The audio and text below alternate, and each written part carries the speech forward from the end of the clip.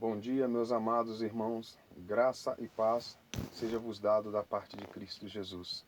Que o amor de Deus Pai, a graça de Jesus Cristo, as comunhões do Espírito Santo sejam na vida de cada um de vós.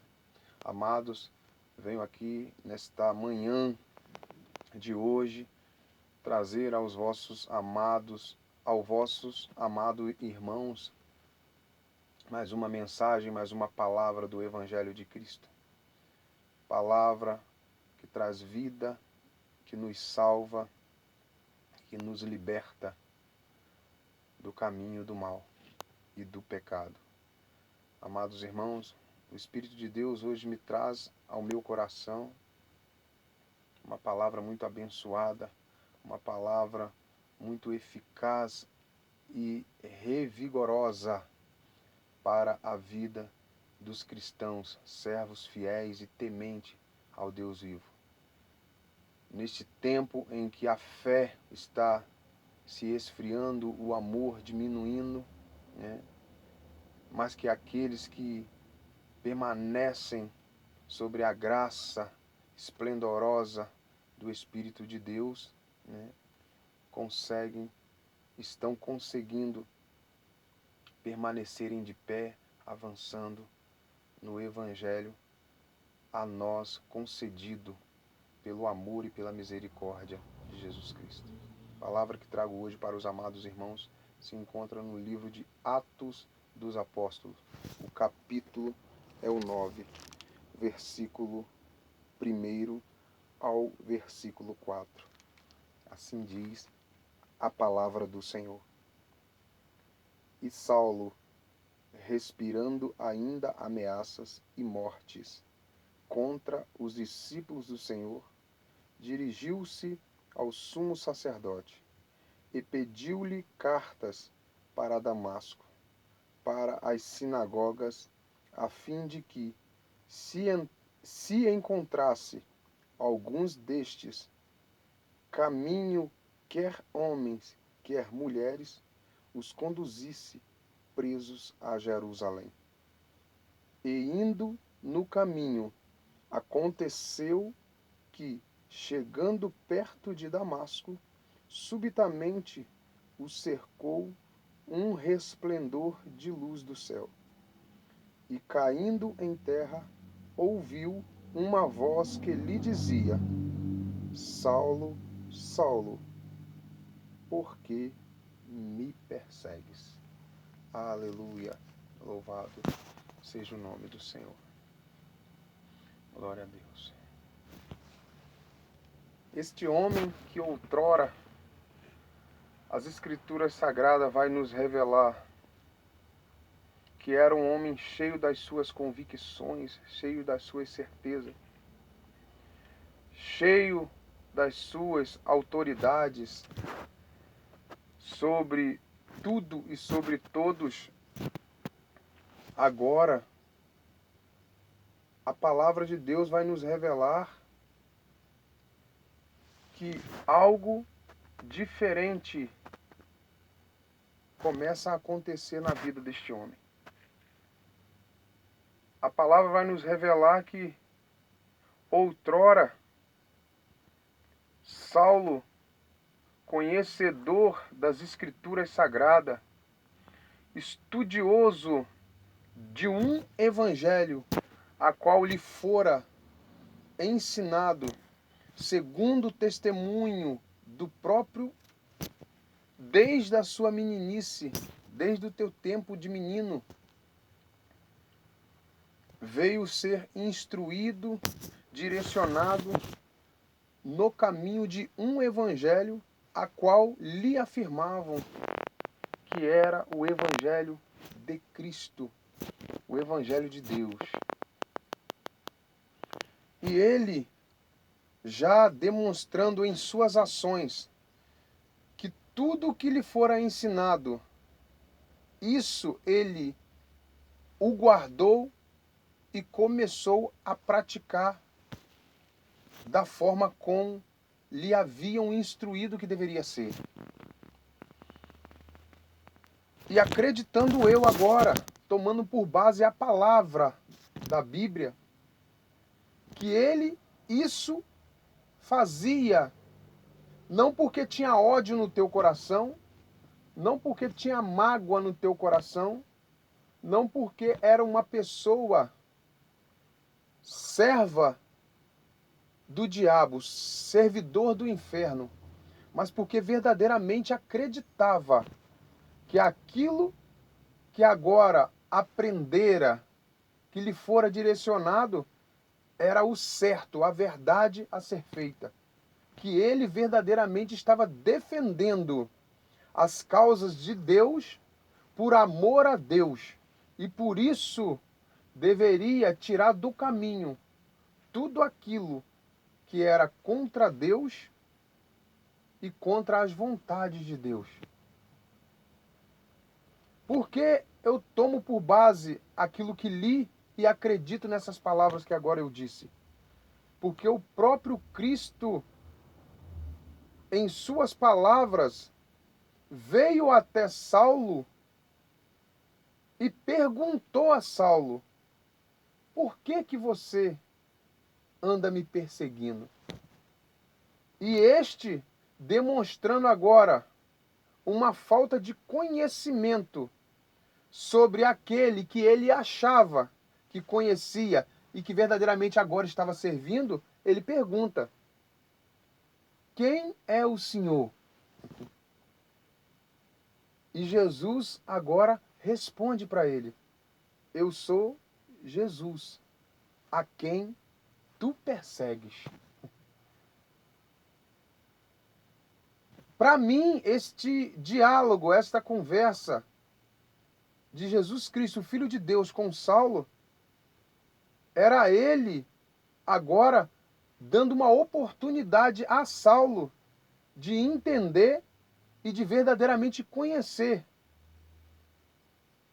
aquele que o apóstolo pensava que conhecia e que servia. O Senhor não veio agora para subjugar a Saulo, até porque o Senhor não subjuga ninguém. Ainda não. Ainda não chegou a hora.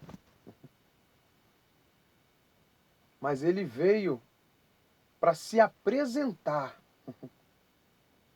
Ele veio para abrir os olhos, para mostrar a verdade, que aquele fielmente achava que conhecia e que estava servindo. E isso fica mais claro e mais confirmado depois do que aconteceu através deste diálogo e desta conversa.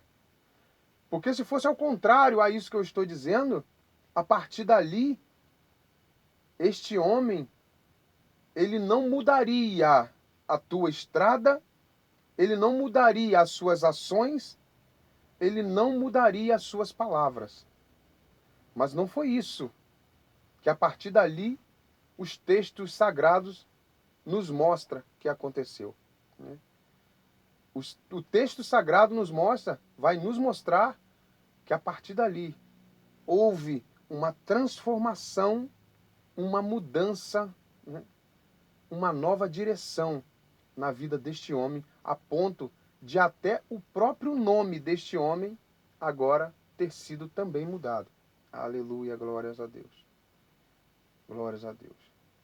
A Bíblia vai nos mostrar que este homem ele teve as suas defesas estilhaçadas por Deus.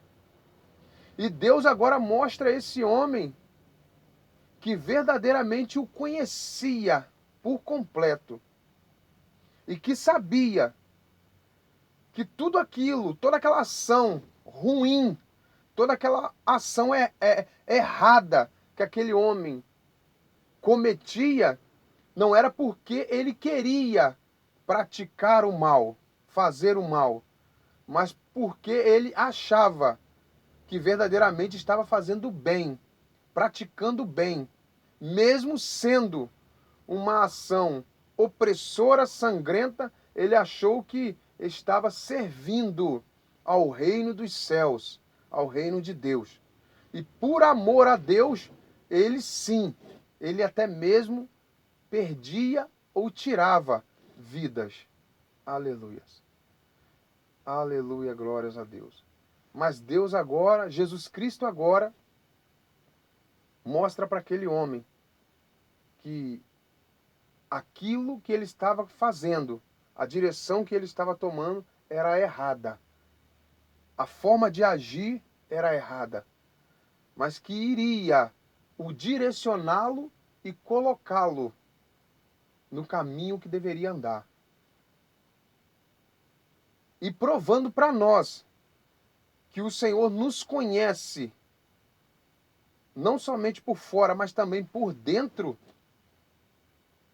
ele vai dizer a este homem, Saulo de Tarso, que por amor do evangelho dele, ele iria padecer, ele iria sofrer. Aleluia.